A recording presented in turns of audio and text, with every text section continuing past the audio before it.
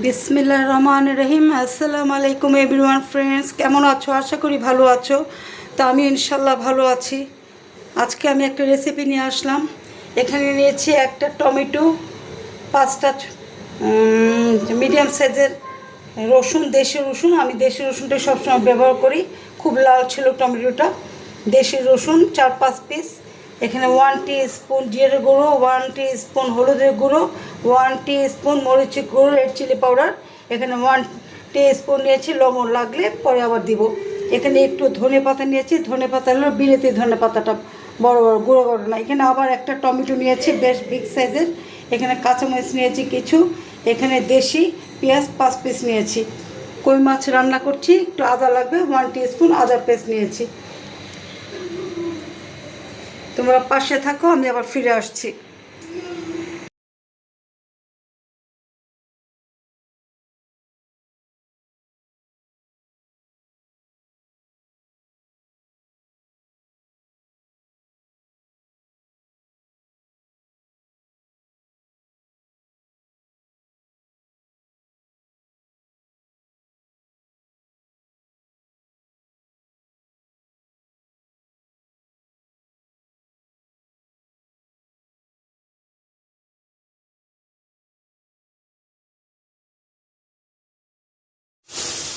রান্না করার সময় আমি কিছুটা পানি ফুটিয়ে রাখি। তো পানিটা আমি গরম পানিতে দিয়ে দিই। গরম পানি দিলে তরকারিটা খুব ভালো হয়।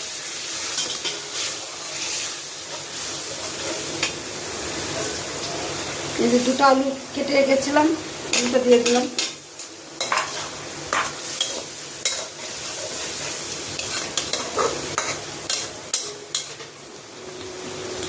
আলুটা সিদ্ধ হোক, আমি আবার ফিরে আসছি। কভার করে দিলাম।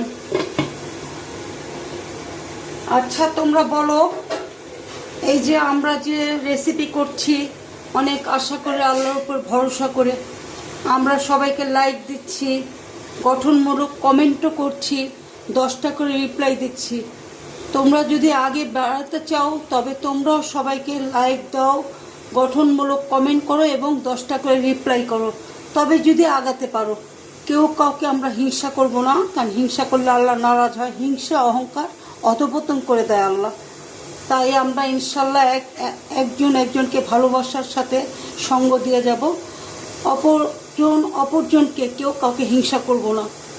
সবাই ইনশাল্লাহ আমরা একদিন সাকসেসফুল হব, আল্লাহ ভরসা, ইনশাল্লাহ, আমিন।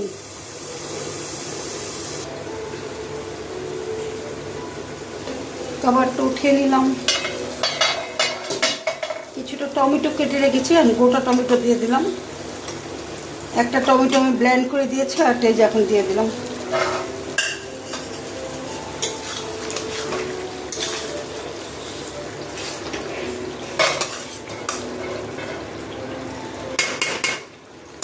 আলুটা সিদ্ধ হলে, টমেটোটা একটু নরম হয়ে গেলে আবার ফিরে আসছি।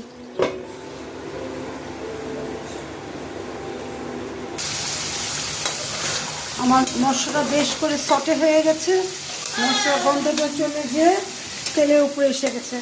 এখন আমি মাছটা দিয়ে দিচ্ছি, কাঁচা কই মাছটা। আমি আজকে কই মাছ রান্না করছি।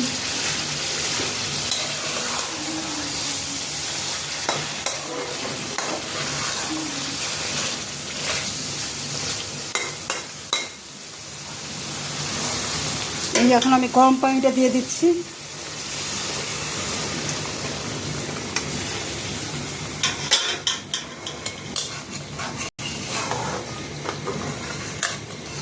খুব সুন্দর একেবারে গোল্ডেন কালার, লাল কালারটা, ইয়ামি একটা স্মেল আসছে।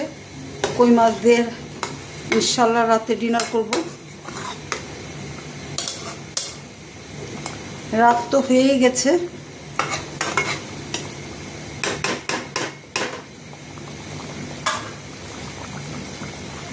কটা কাঁচামরিচ দিয়ে দিলাম। আবার কিছুক্ষণের জন্য কভার করে দিলাম। তোমরা পাশে থেকো, আমি কিছুক্ষণ পরে ফিরে আসছি।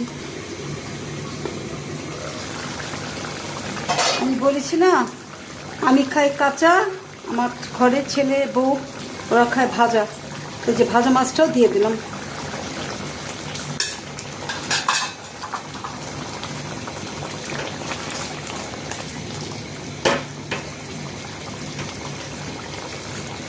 এখন এই যে ধনে পাতাটা দিয়ে দিলাম।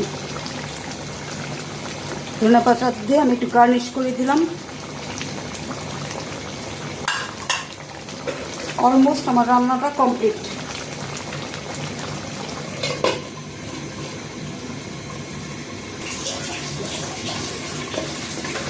আমি অতটা গ্রেভি করছি না, একটু পাতলা ঝোল থাকবে।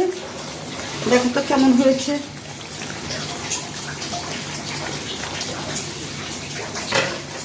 কমপ্লিট। এখন আমি চুলাটা নিভিয়ে দিলাম। ডিশ আউট করার সময় তোমাদের মাঝে ফিরে আসবো।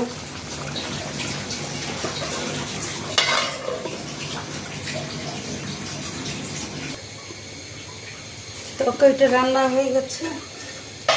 তরকারিটা এখন আমি ডিশ আউট করবো।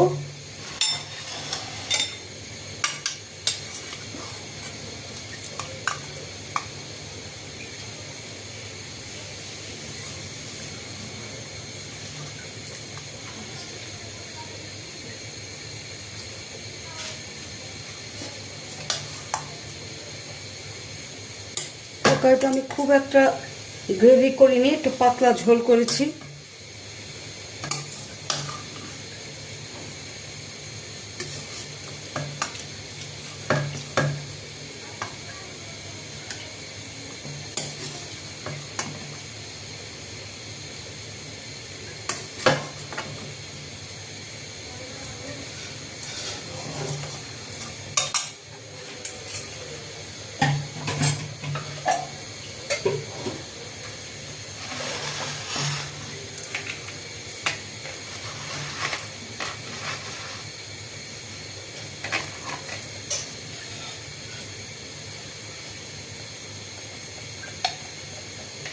রান্না করেছি বিলেতি লম্বা লম্বা ধনে পাতা, বেশ ইয়ামি স্মেল আসছে। তোমরা কোনোটা স্কিপ করবে না।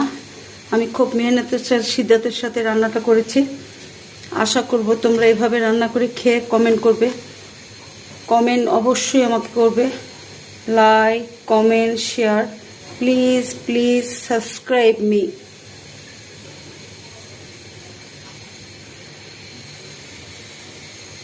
সবচেয়ে বড় মাছটা নিয়েছি।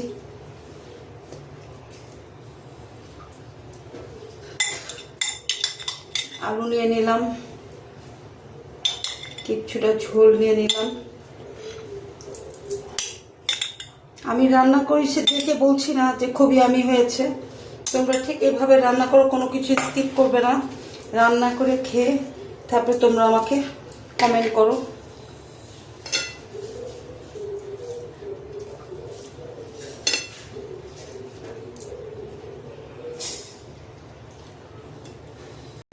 মাছটা খুব ফ্রেশ।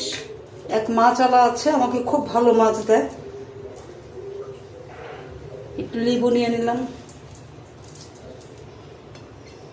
একটু আলু নিয়ে নিলাম। আলুটা খুব সফট হয়েছে।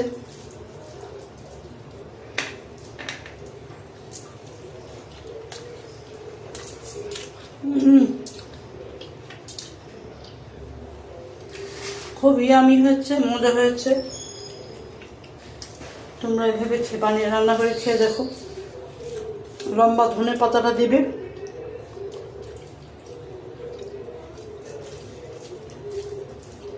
গরম গরম ভাত দিয়ে খাচ্ছি।